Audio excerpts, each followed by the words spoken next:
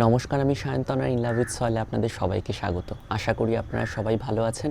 আপনি আমাদের চ্যানেলে নতুন হলে অবশ্যই আমাদের চ্যানেলকে সাবস্ক্রাইব করতে ভুলবেন না। আজ আপনাদের একটা কন্টেনার অ্যারেঞ্জমেন্ট করে দেখাবো। বিষয়টা হয়তো অনেকের কাছে নতুন বা অনেকেই হয়তো জানেন কন্টেনার অ্যারেঞ্জমেন্ট বিষয়টা কী।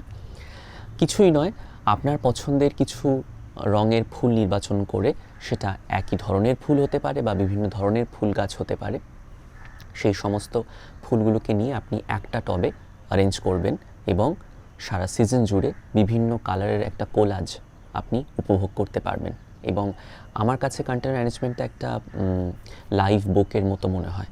মানে পুরো সিজন জুড়ে আপনি একটা বোকের সৌন্দর্য অনুভব করতে পারবেন। আমি এখানে আমার পছন্দের রং বেছে নিয়েছি, আপনি আপনার মতো পছন্দের রঙের গাছ বেছে নিতে পারেন।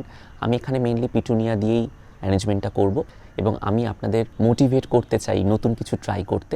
একবার দেখুন না কেমন লাগে।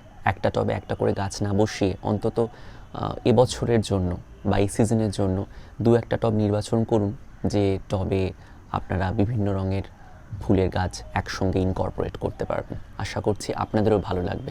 এখানে একটা জিনিস মনে রাখবেন, আপনি যখন কন্টেনার অ্যারেঞ্জমেন্ট করছেন তখন আপনি যে সমস্ত গাছ নির্বাচন করছেন সেই সমস্ত গাছের গ্রোথ হ্যাবিটটা কিন্তু জানা আপনাদের দরকার। আপনি যদি এমন কিছু গাছ বেছে নেন যে গাছের মধ্যে কিছু গাছ আছে খুব দ্রুত বেড়ে ওঠে, আবার কিছু গাছ আছে খুব স্লো গ্রোয়ার, তাহলে কিন্তু কন্টেনার অ্যারেঞ্জমেন্টটা খুব একটা ভালো নাও হতে পারে। সেই জন্য যারা মোটামুটি কম্প্যাটেবল, অর্থাৎ যে গাছ মোটামুটি একই রকমভাবে ভিগোরাস, সেই রকম গাছ বেছে নেবেন।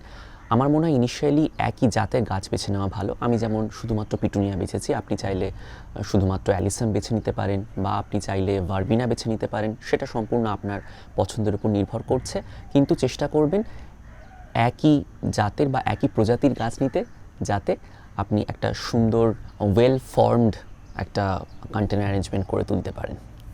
আশা করছি আপনাদের ভালো লাগবে। চলুন শুরু করা যাক।